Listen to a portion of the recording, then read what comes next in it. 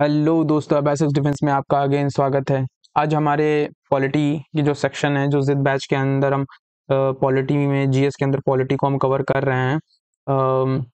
उसका ये पार्ट 6 है और इस पार्ट 6 में हम प्रॉपरली अब फंडामेंटल राइट्स के जो आर्टिकल्स हैं उनको शुरू करेंगे। ठीक है, इससे पहले हमने पार्ट 5 में हमने ये देख लिया था कि proper introduction fundamental rights chapter का देख लिया था, मतलब जहाँ पे देखा था उसके जो कुछ कॉन्स्टिट्यूशन प्रोविजंस हैं उसे देखा था हमने, कहाँ से कहाँ किस पार्ट में है और कहाँ से कहाँ तक आर्टिकल इसका कॉन्स्टिट्यूशन में है। ठीक है, साथ में इसके कुछ फीचर्स थे कि ये एब्सोल्यूट है कि क्वालिफाइड है और सैक्रोसेंट है कि नहीं है, और कौन से नेगेटिव फंडामेंटल राइट्स होते हैं, कौन से पॉजिटिव फंडामेंटल राइट्स होते हैं।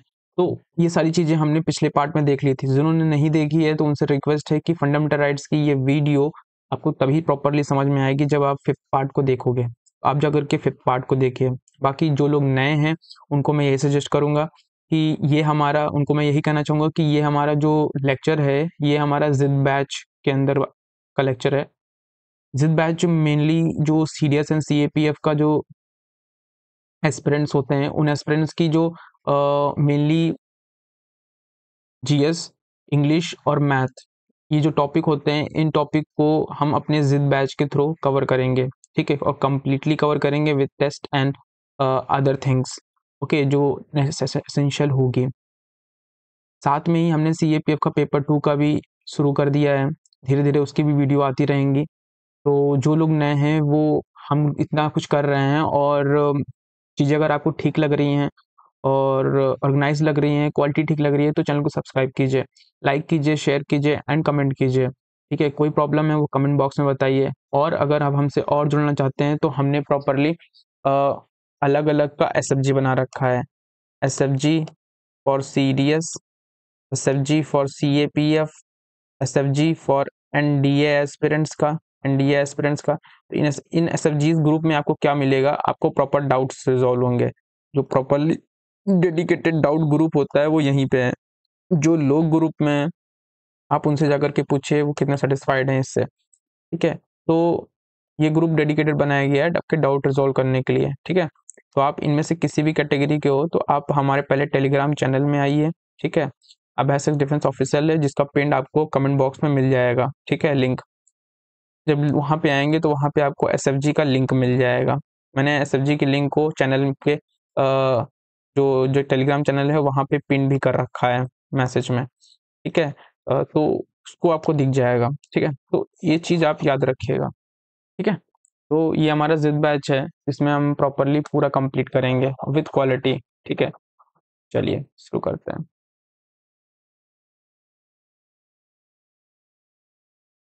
आज फंडामेंटल राइट्स का हमारा प्रॉपरली शुरू होगा और इसमें सबसे पहले हम शुरू करेंगे राइट टू इक्वालिटी। अब जो ये राइट टू इक्वालिटी है, इस राइट टू इक्वालिटी का जो आर्टिकल है वो 14 से लेकर के 18 तक कॉन्स्टिट्यूशन में है। ठीक है, 14 से 18 तक एक्सटेंशन है इसका। ठीक है, अब हमें राइट टू इक्वालिटी मतलब इसमें जो टर्म आ रहा है इक्वालिटी, पहले हमें इस टर्म को समझना जरूरी है। वैसे तो हमें पता है कि राइट टू इक्वालिटी, क्योंकि हमने जब पिछली बार फंडामेंटल राइट्स पढ़ा था तो हमने ये देखा था कि जो हमारे पास 6 फंडामेंटल राइट्स हैं, ओरिजिनली 7 थे। इसमें से जो राइट टू प्रॉपर्टी था उसे 44 कॉन्स्टिट्यूशन अमेंडमेंट एक्ट के थ्रू 1978 में उसे हटा दिया गया। हटाया इन सेंस मतलब फंडामेंटल राइट्स के सेंस में हटाया गया, मतलब वो फंडामेंटल राइट नहीं है, still it is the constitutional right under. इसमें कॉन्स्टिट्यूशनल राइट है ये, लीगल राइट। इसमें 300 एंड ए, कॉन्स्टिट्यूशन आर्टिकल 300 ए के अंतर्गत ये अभी भी लीगल राइट है। ठीक है, ये मैं रिकैप करा रहा हूँ आपको। ठीक है, तो ये चीज याद रखिएगा।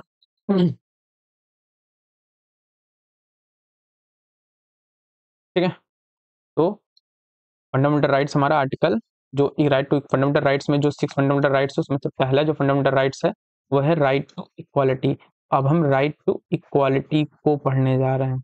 6 में से एक फंडामेंटल राइट्स को यहाँ इस वीडियो के थ्रू हम प्रॉपरली कवर करेंगे। मैं इस वीडियो में कुछ कॉन्सेप्ट ज़्यादा बताऊंगा इसीलिए वीडियो थोड़ी सी छोटी होगी, और इसमें राइट टू इक्वालिटी मतलब 6 में से आउट ऑफ 6 केवल 1 फंडामेंटल राइट्स यहाँ कवर होगा।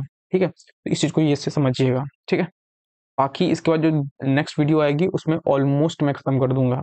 ठीक है, चलिए शुरू करते हैं। राइट टू इक्वालिटी, तो कहाँ से कहाँ तक इसका आर्टिकल है? आर्टिकल 14 से आर्टिकल 18 तक राइट टू इक्वालिटी मिलता है। ठीक है, अगेन मैं कहूँगा जिन्होंने जो इस बार इस चैनल में नए हैं और जो ये पहली बार वीडियो देख रहे हैं, आप जा करके पहले पार्ट 5 देखिए जहाँ से फंडामेंटल राइट शुरू है।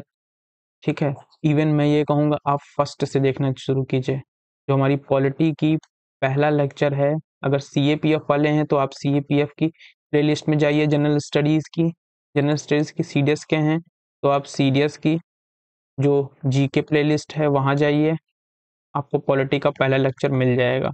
आप अपनी अपनी प्रॉपरली प्लेलिस्ट में जाइए और देखिए, आपको ये लेक्चर्स मिल जाएंगे। ठीक है, तो इसको कोई भी नया बंदा नहीं देखेगा। ठीक है, अगर देख रहा है तो आपको ज़्यादा चीज़ें समझ में नहीं आएंगी, आप जा करके इसको प्रॉपरली जा करके आप वहाँ पे देख लीजिए। चलिए शुरू करते हैं। तो राइट टू इक्वालिटी, ठीक है, इक्वालिटी को, क्योंकि पूरा राइट जो है 6 आउट ऑफ 1 जो है वो राइट टू इक्वालिटी है, 6 आउट ऑफ 1 राइट है वो राइट टू इक्वालिटी है। अब इस राइट टू इक्वालिटी में हमें इक्वालिटी का जो ये टर्म है इसे समझने की जरूरत है। मतलब इस इक्वालिटी का मतलब क्या होता है? हम लोग कहते हैं ना इक्वल इक्वल इक्वल। अब इक्वल और इक्वालिटी में दो दो अलग अलग टर्म एक दिखते हैं इक्वालिटी के साथ। एक इक्वालिटी होता है और एक इक्विटी होता है, ये दो अलग अलग टर्म है। तो इन दोनों टर्म का अलग अलग मतलब क्या है? देखो, राइट टू इक्वालिटी शुरू करने से पहले मैं आपको ये टर्म बताना बहुत जरूरी समझता हूँ। मतलब इन दोनों टर्मों के बीच का डिफरेंस, इक्वालिटी और इक्विटी, लग दोनों एक ही रहे हैं और बात भी दोनों का सेम ही है कि इक्वल सोसाइटी की एस्टैब्लिशमेंट करना। मतलब सोसाइटी, एक ऐसी सोसाइटी जिसमें सब कोई इक्वल हो। ठीक है, ऐसी सोसाइटी की एस्टैब्लिशमेंट करना या वेलफेयर करना, ठीक है, सभी का। तो मेन पर्पस तो यही है दोनों ही टर्म का। लेकिन दोनों टर्म की इस चीज को स्टैब्लिश करने के लिए, मतलब जो वेलफेयर स्टेट है या फिर वेलफेयर ऑफ द पब्लिक है, और या फिर जो इक्वल सोसाइटी की स्टैब्लिश करना है, इक्वल सोसाइटी जो स्टैब्लिश करना है, दोनों का पर्पस तो सेम है। ठीक है, लेकिन इसके लिए पर्पस सेम है, पर्पस सेम है, बट अप्रोच डिफरेंट है। अब अप्रोच डिफरेंट है तो दोनों की अप्रोच कैसे है? दोनों ही अलग अलग अप्रोच से इक्वल सोसाइटी बनाने की बात करते हैं और वेलफेयर नेशन बनाने की बात करते हैं। और मैं आपको बताऊंगा, आपको मैं यहाँ पे दोनों टर्म का सेंस डिफरेंस बता दूंगा और आपको फिर खुद डिसाइड करना है और कमेंट बॉक्स में बताना है कि इक्वालिटी ज्यादा अच्छा है कि equity, in sense of establishment of the welfare और द इक्वल सोसाइटी। ठीक है, चलिए डिफरेंस समझते हैं पहले। देखिए, यहाँ पे आपको एक इन्फोग्राफ दिख रहा है, ये इन्फोग्राफ दिख रहा है। इस इन्फोग्राफ से आपको समझ रहे हैं? इस इन्फोग्राफ से ये इन्फोग्राफ ये रिफ्लेक्ट कर रहा है, ये एक तो ये रिफ्लेक्ट कर रहा है इक्वलिटी, एक इक्वलिटी वाला ग्राफ है, एक इक्विटी वाला ग्राफ है। आप यहाँ देख रहे हैं सबके पास देखिए एक ही एक डब्बा दिया गया उन्हें, मतलब टेबल जो दी गई है जिसके ऊपर लोग चढ़े हैं वो एक ही एक है। ठीक, तीनों के पास एक ही एक है। अब ये बंदा छोटा है, ठीक है, ये बंदा छोटा है, ये देखिए नहीं देख पा रहा है, बाकी देखिए अदर दो देख ले रहा है, इधर दो देख ले रहा है। अब यही जगह ये इक्वालिटी का कॉन्सेप्ट है, मतलब सबको इक्वली चीजें देना, इररिस्पेक्टिव वो किस कंडीशन में हो, बहुत छोटे हैं, बहुत पीछे हैं, जैसे भी हो, इररिस्पेक्टिव वो कैसे भी हो, वो बहुत छोटे, बहुत पीछे, बहुत बैकवर्ड हो। समझ रहे ना? यहाँ भी लिंक आने लगेगा रिजर्वेशन पॉलिसी का या अफर्मेटिव एक्शन जो लिया जाता है। जो हम लोग, जो गवर्नमेंट रिजर्वेशन देती है ना, आरक्षण देती है ना, वो अफर्मेटिव एक्शन के थ्रू ही होता है। ठीक है, और इस अफर्मेटिव एक्शन का जो पर्पस है ना, वो इक्विटी से ही निकल के आता है। इक्विटी भी पूरा क्लियर हो जाएगा। ठीक है, अफर्मेटिव एक्शन को ही रिजर्वेशन कहते हैं। ठीक है, रिजर्वेशन पॉलिसी ही अफर्मेटिव एक्शन कहलाती है। ठीक है, जो SC ST और OBC को रिजर्वेशन मिलता है। अब इसमें देखिए तीनों को सेम रिसोर्स दिया गया है, एक बराबर टेबल। ठीक है, ये नहीं देखा गया कि कौन छोटा है, कौन बड़ा है, कौन पिछड़ा है, कौन बैकवर्ड है, सबको एक जैसा टेबल। अब ये देखिए, ये दोनों तो देख ले रहे हैं लेकिन ये नहीं देख पा रहा है। ठीक, अब ये देखिए इक्विटी क्या कर रही है। इक्विटी के सीन में क्या है कि इक्विटी ऐसी पोजीशन बना रही है कि क्योंकि ये सबसे ज्यादा लंबा है तो इसको हम नहीं देंगे, मतलब इसको हम कोई सपोर्ट नहीं देंगे। ये छोटा है, इससे ये छोटा है कंपैरेटिवली, तो इसे हम थोड़ा सा सपोर्ट देंगे ताकि ये उठ सके, क्योंकि इसे नीड है। क्योंकि अगर हम इसके पास से ये सपोर्ट हटा लेंगे, अगर इसके पास से हमने ये सपोर्ट छीन लिया, तो फिर ये देख ही नहीं पाएगा ना। और जब देख नहीं पाएगा तो फिर इसके इक्वल कैसे आएगा, ये नीले वाले के इक्वल कैसे आएगा। तो हमें इसको तो सपोर्ट देना पड़ेगा। तो इसके पास से देखिए इक्विटी सपोर्ट नहीं ले रही, क्योंकि इसे सपोर्ट की जरूरत है देखने के लिए। लेकिन जो ये थर्ड वाला है, छोटा सा बच्चा, ये बहुत छोटा है। को पहले एक टेबल इक्विटी मतलब सबको एक समान दे रही थी, तो इसको भी एक टेबल दिया था। लेकिन इक्विटी लेकिन क्या कर रही है, इक्विटी ये सोच रही है कि नहीं, ये एक टेबल में नहीं देख पा रहा है, हम इसे थोड़ा और सपोर्ट देंगे। और थोड़ा और सपोर्ट किससे, इससे ज्यादा सपोर्ट देंगे। ठीक है, इससे तो बहुत ही ज्यादा देंगे, इससे भी बहुत ज्यादा देंगे।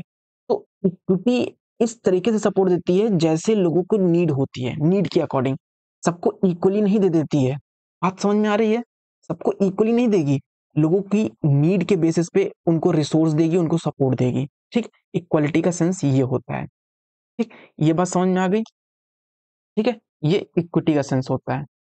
बार बार डिफरेंस आ रहा है, इक्वालिटी इक्वालिटी इक्विटी रखिएगा। ठीक है, देखिए अब यहाँ पे आपको इक्वालिटी और इक्विटी का मतलब समझ में आने लगेगा। इक्वालिटी का मतलब क्या होता है, the everyone is given a same resource, सभी को एक जैसा रिसोर्स दिया गया है। इक्वालिटी, इक्विटी क्या कह रही है, everyone is given the resources they need, उन्हें जो रिसोर्स की नीड है और जितनी है उतनी दी जाएगी। ठीक है, तो इस चीज को याद रखिएगा। अब मैं यहाँ पे ये चीज बोल क्यों रहा हूँ, क्योंकि राइट टू इक्वालिटी का सेंस ही यहाँ पे दो आ रहा है।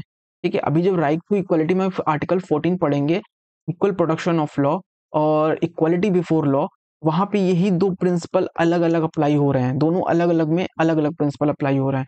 इक्वालिटी बिफोर लॉ और equal protection of law, equality before law equality principle को अपनाएगी, और जो इक्वल प्रोटेक्शन ऑफ लॉ है वो इक्विटी प्रिंसिपल को अपना के चलेगी। ये देखिए नेक्स्ट लाइन वही है, क्वालिटी बिफोर लॉ और इक्वल प्रोटेक्शन ऑफ लॉ, ये अप्लाई करेगा इक्विटी को, ये अप्लाई करेगा इक्वालिटी को। भी हम डीप से समझेंगे इसे भी। ये देखिए कोड दिया गया है इन्हें, लेकिन इसे नहीं दिया गया है। यहाँ देखिए दोनों को इक्वल रखा गया है। तो अभी हम इन्हें देखेंगे। ठीक है, बहुत इंटरेस्टिंग होने वाला है। तो इक्वालिटी का मतलब क्या होता है कि बिना किसी डिस्क्रिमिनेशन के सबको इक्वल देना सपोर्ट। ठीक है, ये इक्वालिटी का मतलब होता है। लेकिन इक्विटी कहता है नहीं, हमें सबको इक्वल सपोर्ट नहीं देना है, हमें सबको उनकी सिचुएशन, उनके सर्कमस्टेंसेस, उनकी कंडीशन, उनकी बैकवर्डनेस, इन सब चीजों को देख करके हमें सपोर्ट देना है। ठीक है, तो इस चीज का हमें क्या रखना है, ध्यान रखना है।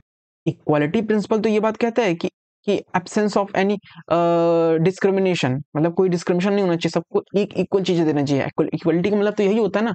लेकिन इक्वालिटी से उल्टा जो थोड़ा सा सोच डिफरेंट होती है इक्विटी की, वो यही होती है कि वो सबको इक्वल नहीं देखता है, वो लोगों को उनकी सर्कमस्टेंसेस सिचुएशन के बिहाफ पे, मतलब उनके बेसिस पे ट्रीट करता है। ये नहीं कि सबको एक इक्वल रिसोर्सेज दे देगा।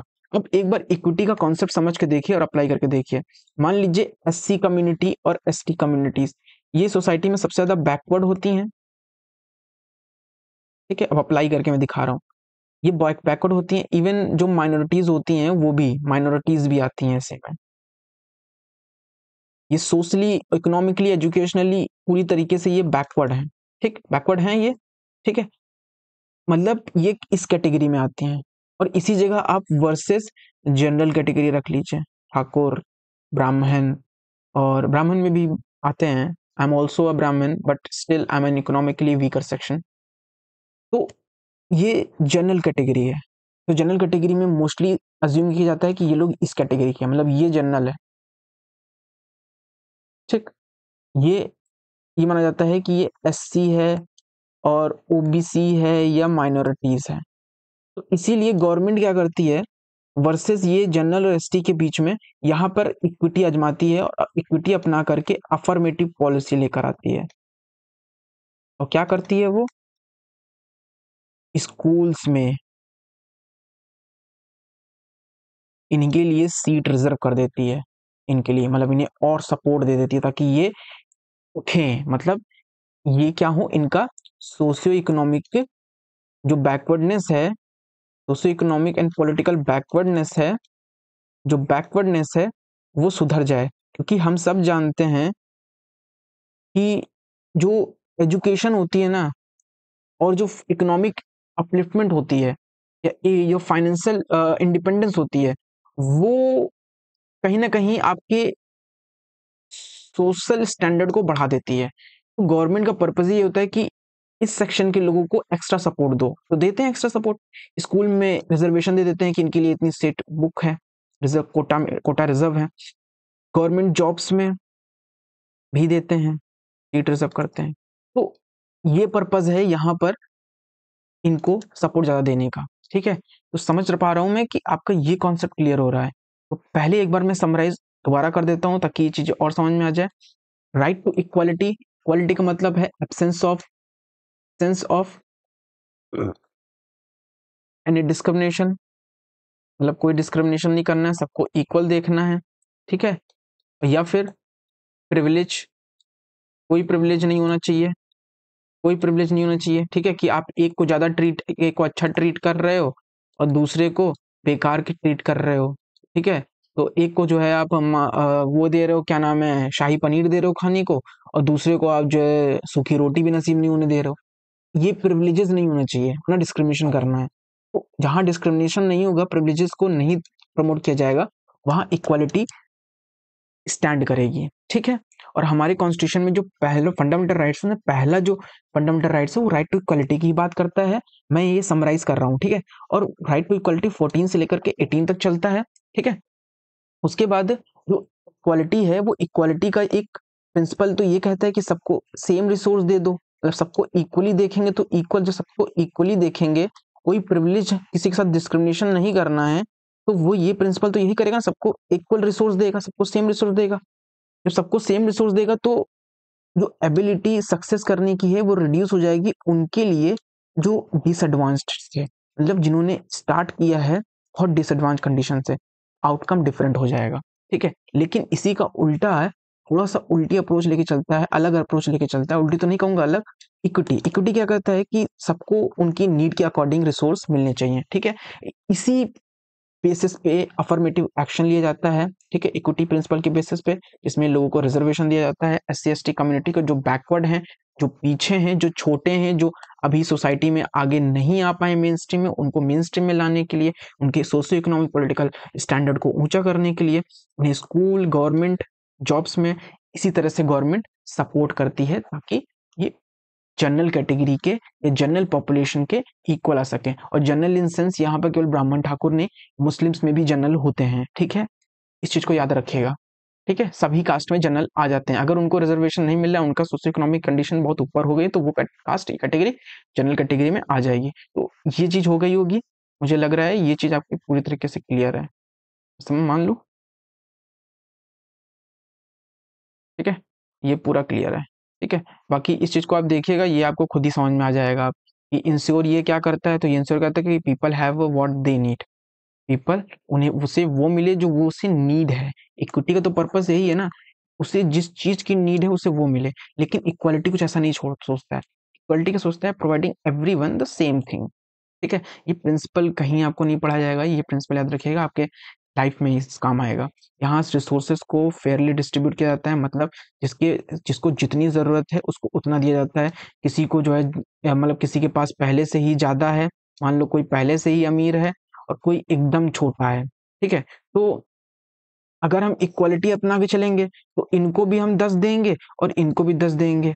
ठीक है, और बल्कि इसके पास तो 1 ही रुपए है और इनके पास तो ऑलरेडी 100 रुपए हैं। तो बताइए किसे ज्यादा जरूरत है अपने सोशियो इकोनॉमिक पॉलिटिकल स्टैंडर्ड को उछाड़ने के लिए? एटलीस्ट इसे एक्स को, वाई को नहीं है। ठीक है ना, तो जब वाई एक्स को है, वाई को नहीं है, तो इसे ज्यादा देना चाहिए ना, इसे 10 नहीं, इसे ऑलमोस्ट 19 देना चाहिए और इसे 1 देना चाहिए, कभी 9 पार्ट और दे देना चाहिए इसे, ताकि ये टोटली हो जाए 20, कि कम से कम कुछ स्टैंडर्ड तो इनका दोनों का इक्वल आया ना।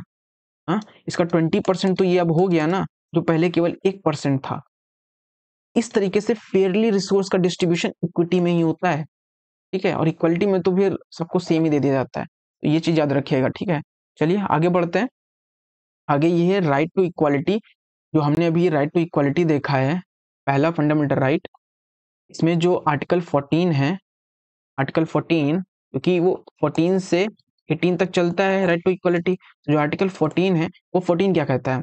14 कहता है, 14 दो तरह के प्रिंसिपल लेके चलता है। मैंने आपको पहले बताया, एक तो इक्वालिटी बिफोर लॉ, ठीक है, एक क्या है? इक्वालिटी बिफोर लॉ, दूसरा क्या है? Equal protection of law. दोनों को मैं बता चुका हूँ कि इक्वालिटी बिफोर लॉ इक्वालिटी के प्रिंसिपल को फॉलो करेगी और इक्वल प्रोटेक्शन ऑफ इक्विटी के प्रिंसिपल को फॉलो करेगी। मतलब उस बंदे को ऐसे ट्रीट करेगी जैसे उसके स्टैंडर्ड होगा, जैसा उसका सिचुएशन सर्कमस्टेंसेस होगा। अब इक्वालिटी बिफोर लॉ और इक्वल प्रोटेक्शन ऑफ लॉ का मतलब क्या है? देखिए, इक्वालिटी बिफोर लॉ मतलब कि कानून के आगे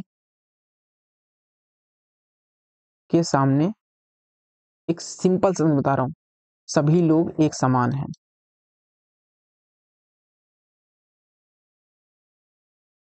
एक समान है कहने का सेंस है, अगर किसी को मान लो, अ, अगर किसी को पर्टिकुलर एक्स कानून के अंदर, लॉ के अंतर्गत उसे उसके ऊपर केस रजिस्टर्ड होता है, ठीक है, रजिस्टर होता है केस, और ये एक नॉर्मल सिटीजन है, ठीक है, तो सेम लॉ अप्लाई होगा मिनिस्टर पे भी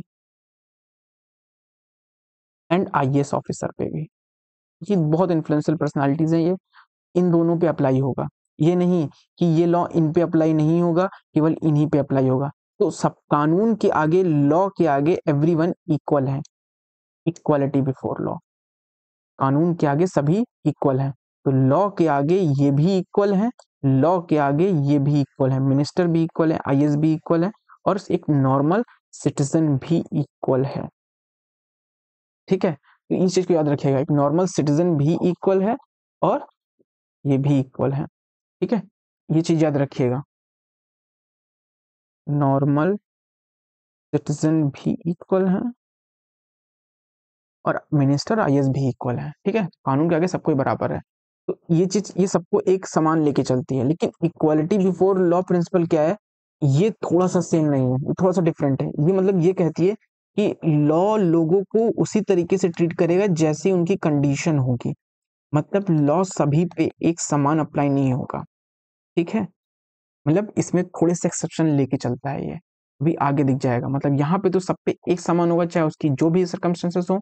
यहाँ पे वो नहीं होगा, जैसे मैंने बताया इक्विटी प्रिंसिपल लगता है, मतलब सर्कमस्टेंसेस का सिचुएशन यहाँ पे भी आएगा, सर्कमस्टेंसेस के अनुसार ही एप्लीकेशन होगा। उस हिसाब से लॉ का यहाँ पे सबके सामने इक्वल एप्लीकेशन नहीं होगा। यहाँ पे कंडीशन देखी जाएगी पर्सन की, कंडीशन कैसी है, जैसी कंडीशन होगी लॉ का वैसे ही इम्प्लीमेंटेशन होगा, ठीक है। तो एक बार इसके डीप में जाते हैं। तो मेनली जो इक्वलिटी बिफोर लॉ है, ये चीज याद रखिएगा, ये कॉन्सेप्ट कहाँ से लिया गया है? ये ब्रिटिश ओरिजिन है। और जो कॉन्सेप्ट, जो इक्वल प्रोटेक्शन ऑफ लॉ है, ये अमेरिकन कॉन्स्टिट्यूशन से लिया गया है। पहली बात ये याद रखिएगा।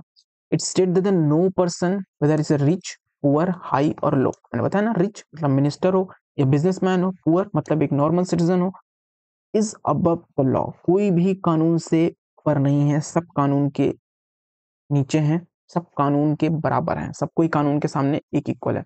वहीं पे ही इक्वल प्रोटेक्शन ऑफ लॉ क्या कहता है? It state that the like should be treated alike without any discrimination, बिना किसी डिस्क्रिमिनेशन के लाइक को लाइक शुड बी ट्रीटेड, मतलब जो जैसी सर्कमस्टेंसेस में उसको वैसे ट्रीट किया जाना चाहिए, कोई डिस्क्रिमिनेशन नहीं करना है, ठीक है। Absence of any special privileges in favour of any person, किसी भी पर्सन के फेवर में प्रिविलेजेस में एब्सेंस नहीं होना, प्रिविलेजेस का एब्सेंस होना चाहिए। मतलब वही बात आ गई ना, कोई भी डिस्क्रिमिनेशन नहीं, इस कानून के साथ सबको इक्वल है, चाहे उसकी कंडीशन कुछ भी हो, तो किसी तरीके का प्रिविलेज नहीं देना है किसी को भी, ठीक। अब इक्वालिटी बिफोर लॉ, ठीक, treatment under the equal circumstances, इसका टर्म को याद रखिएगा, इक्वल सर्कमस्टेंसेस। अगर किसी के सर्कमस्टेंसेस इक्वल हैं, देन उसका, उस पर ये लॉ अप्लाई होगा। अगर इक्वल नहीं है, अप्लाई नहीं होगा, ठीक है। जैसे एक एग्जांपल मैं बताऊं, हाँ, जैसे ये देखिए, यही चीज है, यहाँ पे एग्जांपल है। ये क्या है कि privilege conferred the liability impose by the law, Thus it implies that the government can take affirmative action. वही है ना affirmative action, affirmative action ले सकती है क्या, reservation in favour of the weaker section of society. तो law तो ये कहता है ना कि कानून के आगे सब कोई बराबर है और रिजर्व और सबको एक इक्वल लेके चलना चाहिए। अभी जब आप ये पढ़ेंगे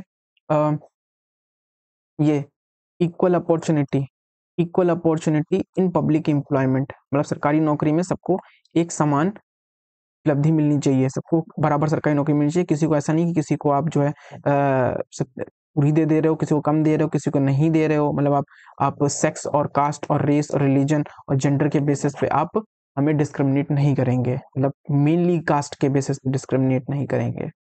ये चीज तो कही गई है ना। फिर भी equality before equal protection of law के अंतर्गत ही अफर्मेटिव एक्शन लेकर आया है। एक तो इक्विटी प्रिंसिपल के अंदर ये आया है अफर्मेटिव एक्शन मतलब रिजर्वेशन, और साथ में इक्वल प्रोटेक्शन ऑफ लॉ के अंदर ये आया है जो ये कहता है कि इक्वल सर्कमस्टेंसेस में इक्वली ट्रीट करना चाहिए। तो आप ये जानते हैं कि जनरल कैटेगरी के बच्चे पढ़ने में अच्छे होते हैं, उनके पास रिसोर्सेज होते हैं, ये अज्यूम किया जाता है, और वो अच्छी खासी कोचिंग लगा करके अच्छे नंबर ले आएंगे। और जो एससी कैटेगरी का या जो शेड्यूल ट्राइब का बच्चा है वो पढ़ाई में कमजोर है, उसके पास कोचिंग का जो महंगी कोचिंग उसका एक्सेस नहीं होगा, वो इतना पढ़ने में अच्छा नहीं है, इंग्लिश मीडियम से नहीं है, और कंपटीशन इतना इंटेंस होता जा रहा है, तो इसलिए इनके लिए कुछ नंबर कुछ मार्क्स को कम करना पड़ेगा, इनके मार्क्स को कम कर दिया जाता है। तो ये सपोर्ट दिया जा रहा है ना। यहाँ पे देखिए मार्क्स को इनके लिए कम किया जा रहा है, मतलब लॉ के साथ थोड़ा सा छेड़छाड़ की जा रही है, मतलब लॉ को थोड़ा सा डाइल्यूट किया जा रहा है। तो ये कैसे किया जा रहा है, क्योंकि यहाँ पे इक्वल सर्कमस्टेंसेस देखा जा रहा है, इन लोगों का सर्कमस्टेंसेस इक्वल नहीं है एससी एसटी का कंपेयर टू जनरल कैटेगरी, और जब इनका सर्कमस्टेंसेस ही इक्वल नहीं है तो इनको इक्वली ट्रीट हम कैसे कर सकते हैं कि ये इक्वली ही इनको ट्रीट कर लो, मतलब इनको इनके बराबर लॉ का एप्लीकेशन करो, नहीं कर सकते ना। क्यों नहीं कर सकते, क्योंकि ये इक्वल है ही नहीं, इसीलिए तो रिजर्वेशन पॉलिसी आती है।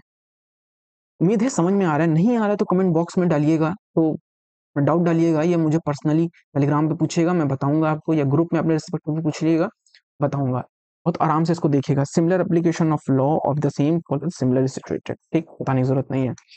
The positive concept of the law it's privilege the positive obligation the state to prevent the violation of the rights, ठीक है, वही चीजें हैं। अब मेनली देखिए, ये देखिए, बाकी equal subjection of the all person to the ordinary law of the land and administered by the ordinary law of the court, equal subjection होगा सभी का, ठीक। अगर हम ये वाले प्रिंसिपल को वहां पे मानेंगे, इंडिया मानता, पहली बात तो ये जान लीजिए, इंडिया मानता दोनों प्रोविजंस हैं, ठीक है, तभी तो हमने लिख रखा है इक्वलिटी बिफोर लॉ और इक्वल प्रोटेक्शन ऑफ लॉ, हमने दोनों लिख रखा है।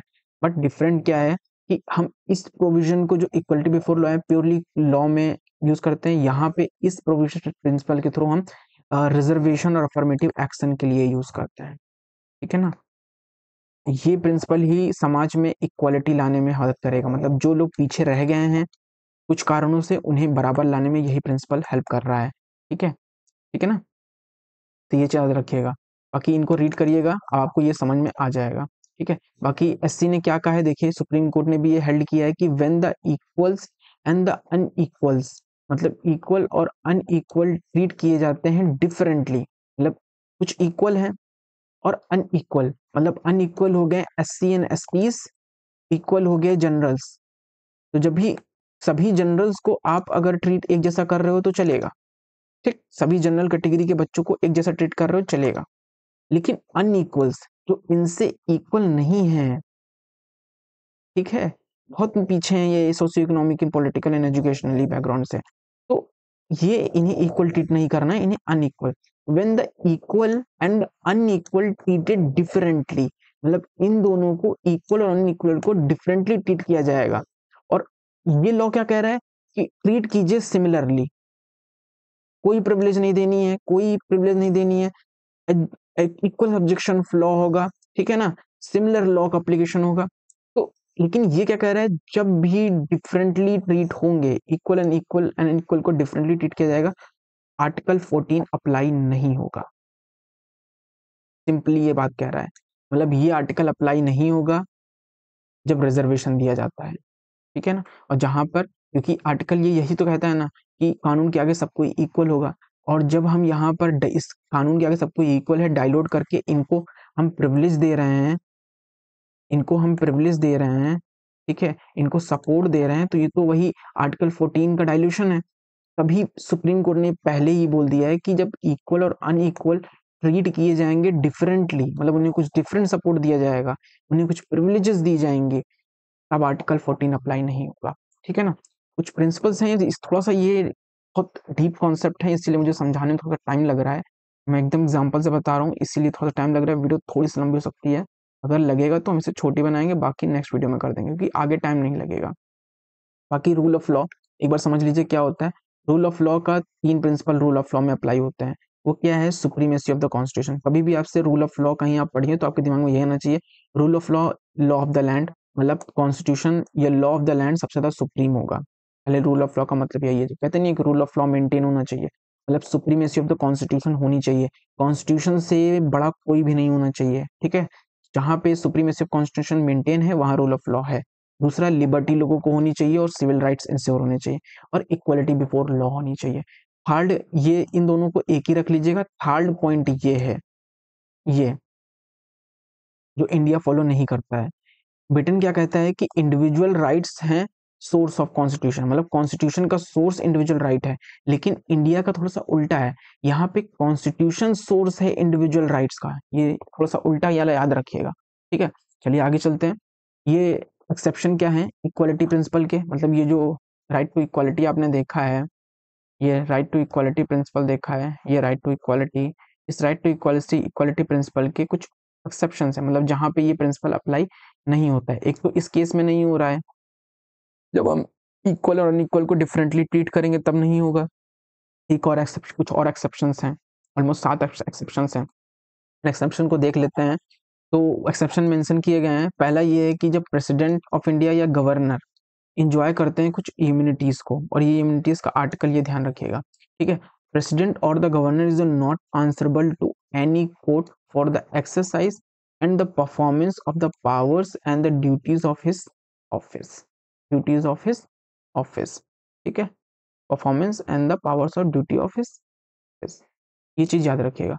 प्रेसिडेंट और the governor is not answerable to court for the exercise of his power and duties of the office, मतलब जो प्रेसिडेंट हैं, गवर्नर हैं, ये कुछ भी करेंगे, मतलब अपनी पावर को एक्सरसाइज करने के लिए कुछ भी करेंगे अपनी ड्यूटी ऑफ हिज ऑफिस में, ये कोर्ट को आंसरेबल नहीं है, ठीक है ना।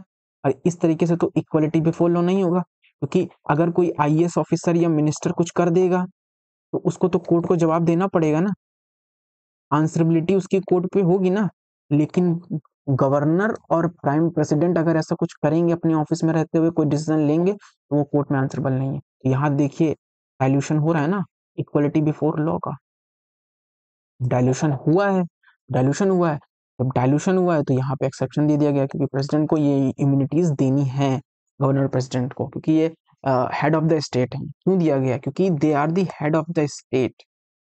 गवर्नर स्टेट का हेड है और प्रेसिडेंट कंट्री का हेड है, ठीक है। तो किंग, इन्हें नॉर्मली किंग माना जाता है, तो अब किंग थोड़ी ना आंसर जाके कोर्ट में देगा अपने जो उसने जो काम किया है, इसीलिए थोड़ा एक्सेप्शन रखा गया है। No criminal proceeding shall be initiated और कंटिन्यू अगेंस्ट द प्रेसिडेंट और the governor in any court in his term of the office. अपने ऑफिस में रहते हुए इनके ऊपर अगर कोई क्रिमिनल प्रोसीडिंग चालू हो जाती है, कोई क्राइम के लेकर के कोई इनकी प्रोसीडिंग शुरू होती है, तो ये वहां पे इनिशिएट नहीं की जा सकती है। अगर इन्होंने कोई क्राइम किया है अपने ऑफिस में रहते हुए, ड्यूरिंग ऑफिस में रहते हुए, तो इनकी अगेंस्ट क्रिमिनल प्रोसीडिंग शुरू नहीं की जा सकती है। इस चीज को याद रखिएगा, ये एक्सेप्शन है। अब यहाँ पे भी तो देखो इक्वालिटी बिफोर लॉ वायलेट हो रहा है ना प्रिंसिपल। अब no process for the arrest और the impeachment of the president और the governor shall be issued from any court during his term of the office, term of the office. No process for the arrest, मतलब president को और governor को issue नहीं किया जाएगा court के जब तक वो ऑफिस में हैं अपने, during the term of office. Arrest या डिटेंशन या इम्प्रिजमेंट नहीं किया जा सकता, ऐसा कोई भी प्रोसेस शुरू नहीं किया जा सकता है। सिविल प्रोसीडिंग्स, मतलब इन्होंने कुछ घरेलू हिंसा या कैसे कुछ कर दिया है अपने पर्सनल एक्ट में, क्योंकि सिविल प्रोसीडिंग तो पर्सनल एक्ट में ही होती है। मान लीजिए डाउरी ले लिया या कुछ भी कर दिया या कुछ भी हो गया, क्योंकि क्रिमिनल तो मर्डर में आएगा, ये तो सिविल में आ जाएगा, तो ओनली आफ्टर 2 मंथ, पहले तो इसको शुरू ही नहीं कर सकते हैं। सिविल प्रोटेस्ट प्रोसीडिंग्स और शुरू भी कर रहे हैं तो पहले आपको ओनली आफ्टर 2 मंथ्स नोटिस, पहले आप 2 मंथ का नोटिस दीजिए। और ये 2 मंथ की समय याद रखिएगा पीरियड, क्योंकि कई बार इसको 3 मंथ एग्जामिनर लिख के भेज देगा आपको कि 3 मंथ के नोटिस प्रायर नोटिस देनी पड़ेगी, नहीं 2 मंथ का प्रायर नोटिस देना है। ठीक है, तब हम क्या कर सकते हैं, इनके अगेंस्ट प्रोसीडिंग्स चालू कर सकते हैं। नो लायबिलिटी फॉर, ये जर्नलिस्ट के लिए है जो न्यूज़पेपर की कवरेज करते हैं पार्लियामेंट में, उनको कोई लायबिलिटीज नहीं है अगर वो ट्रू रिपोर्टिंग कर रहे हैं। ठीक है ना, ठीक है। तो नो मेंबर ऑफ पार्लियामेंट मतलब कोई भी जो पार्लियामेंट का मेंबर है, मतलब एमपी है या स्टेट लेजिस्लेचर का मतलब कि एमएलएज हैं, वो पार्लियामेंट में जो भी कहेंगे, एनीथिंग सेड और वोट, चाहे पार्लियामेंट में कुछ कहें, एमपीज और एमएलएज पार्लियामेंट में जो भी कहते हैं, एनीथिंग सेड वो कुछ कहते हैं और वोट करते हैं, उसके लिए वो लाइबल नहीं है, मतलब वो कोर्ट में आंसरेबल नहीं दे सकते हैं उसके लिए। ठीक है ना, तो ये सब एक्सेप्शन ही तो चल रहा है ना, यहाँ पे रूल ऑफ लॉ अप्लाई नहीं हो रहा है। ठीक है ना, मतलब इक्वलिटी बिफोर लॉ अप्लाई नहीं हो रहा है। ठीक है ना, क्योंकि कानून के आगे ये लोग इक्वल नहीं है। ठीक है ना, अदर कोई अगर ऐसा कुछ काम करेगा, क्रिमिनल क्रिमिनल कोई क्राइम कर देगा या कोई सिविल प्रोसीडिंग कर देगा गवर्नर और प्रेसिडेंट के अलावा, तो उसके अगेंस्ट तो क्राइम केस चालू हो जाएगा, लेकिन इनके अगेंस्ट नहीं होगा। क्यों? क्योंकि यहाँ पे एक्सेप्शन है, ये लोग एक्सेप्शन में आते हैं इक्वलिटी बिफोर लॉ प्रिंसिपल में। और ये आर्टिकल 14 राइट टू इक्वलिटी के आर्टिकल में। ठीक है, article 31C is an exception to the article 14 as he also held that the where the article 31C come in article 14 goes out।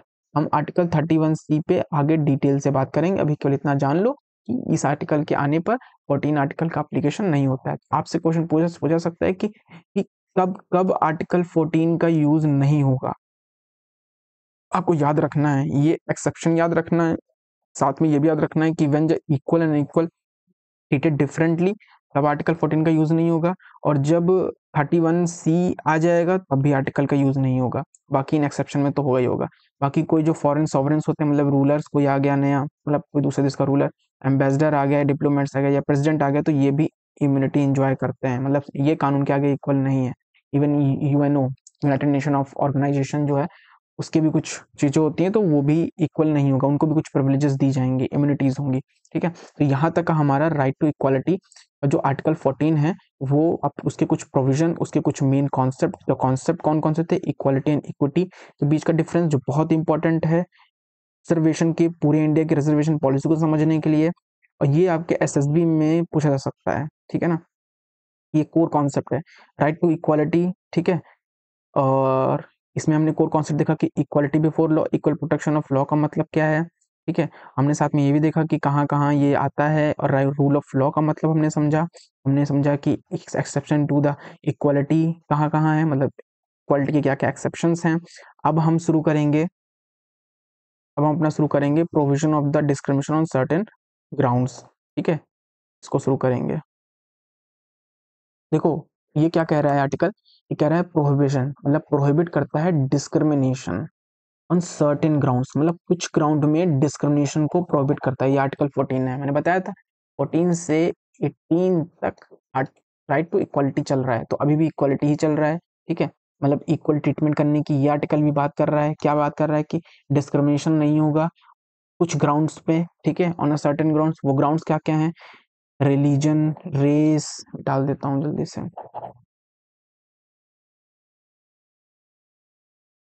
Religion, race, cast, sex और place of birth, इनके basis पे कोई discrimination नहीं होगा। ठीक है, इनके basis पे डिस्क्रिमिनेशन नहीं होगा। कौन नहीं करेगा, ना तो सिटीजन नहीं करेगा, एनी सिटीजन का नहीं होगा। इसमें ये जो प्रोविजन है ये स्टेट के डिस्क्रिमिनेशन से हमें रोकता है। ये वाला जो प्रोविजन है, no citizen shall be subject to any disability, मतलब डिस्क्रिमिनेशन नहीं होगा। लायबिलिटी, रिस्ट्रिक्शन, उसको कोई रिस्ट्रिक्ट नहीं किया जाएगा, कंडीशन उसमें नहीं लगेगा, on ground only on religion, race, sex और प्लेस ऑफ बर्थ।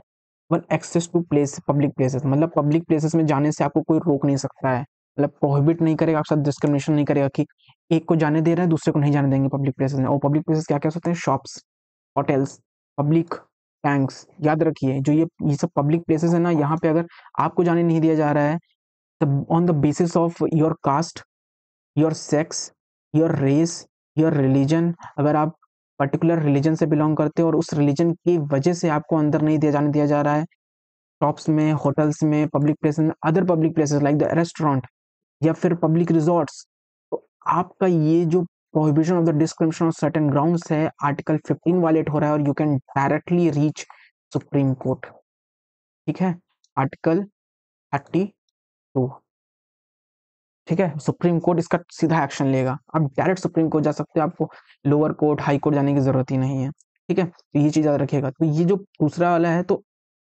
आपको ये क्या दिख रहा है, तो यहाँ पे एक आपको नोट दिखा कि जो पहला प्रोविजन है वो प्रोहिबिट कर रहा है discrimination only by the state, मतलब जो स्टेट डिस्क्रिमिनेशन कर रहा है, ये जो पहला वाला प्रोविजन है,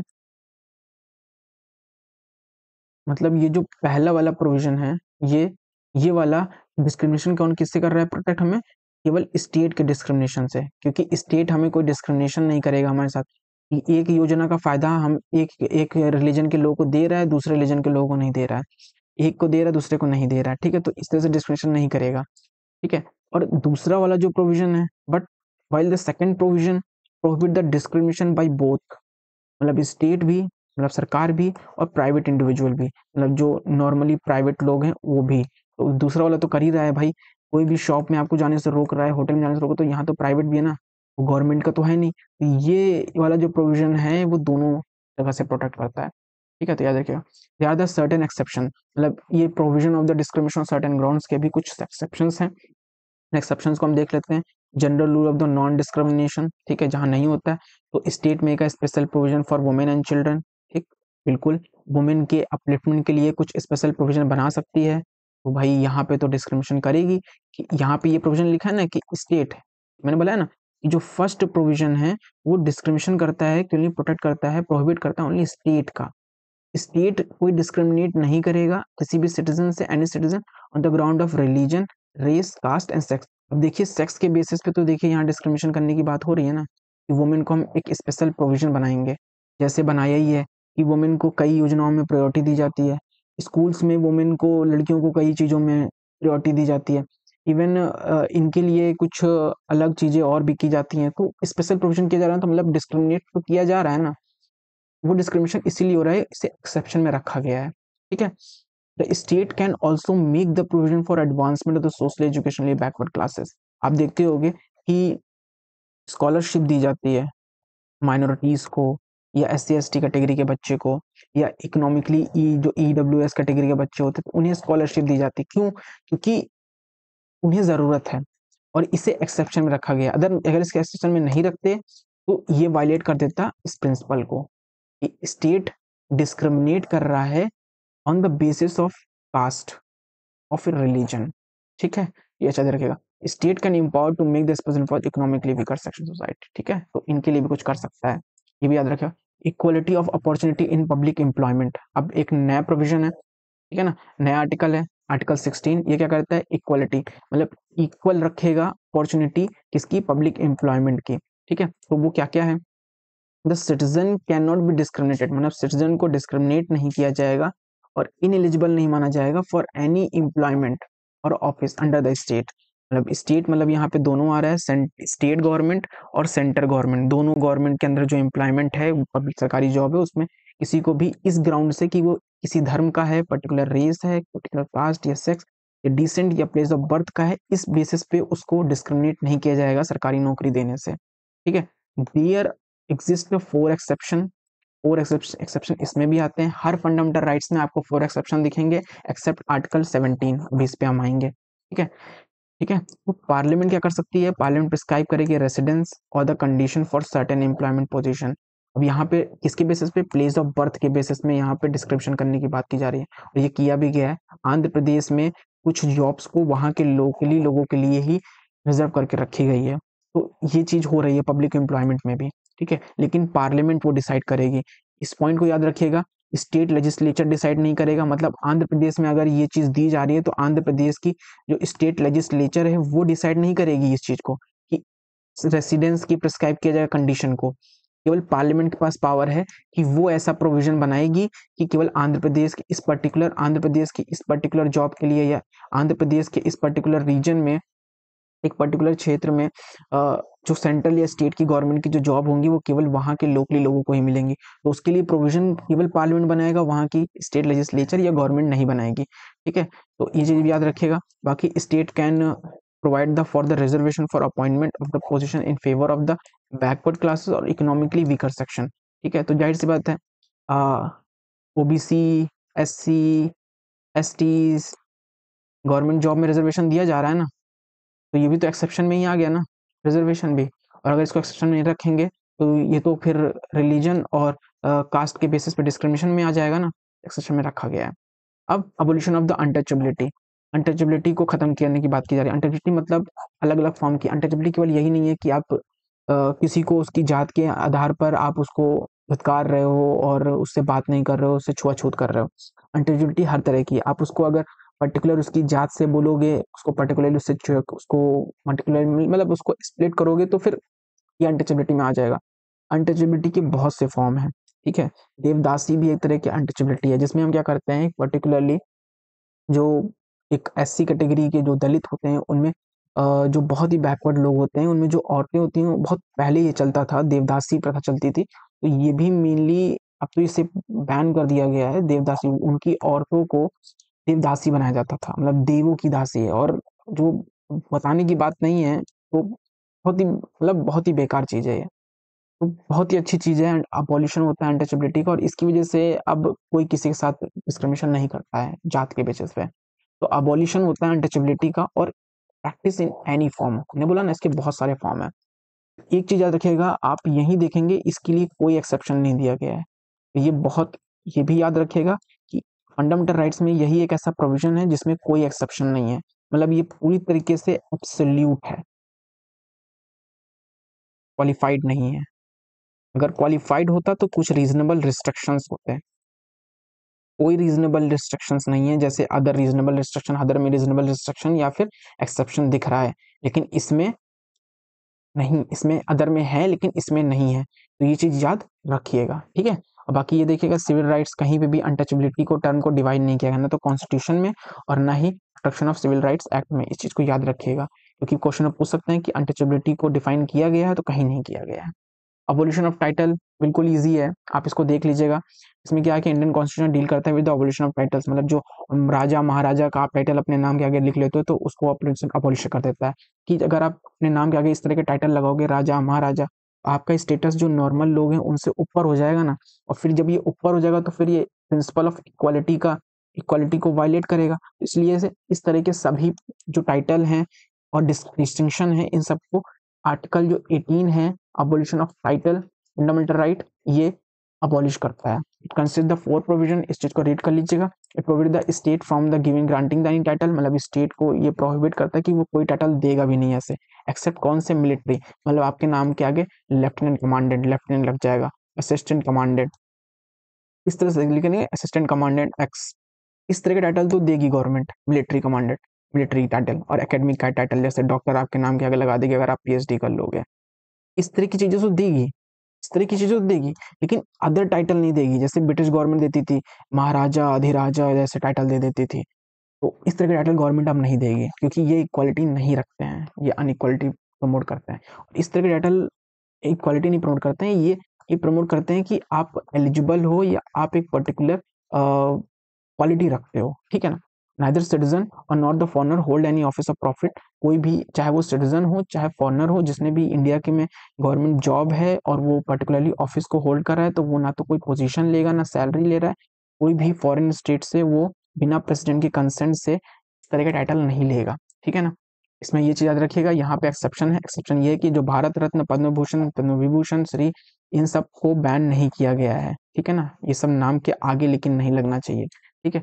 तो उम्मीद करते हैं ये सब चीजें आपको समझ में आई है, इसको और अच्छे से पढ़ लीजिएगा, कोई डाउट हो तो पूछ सकते हैं। जय हिंद।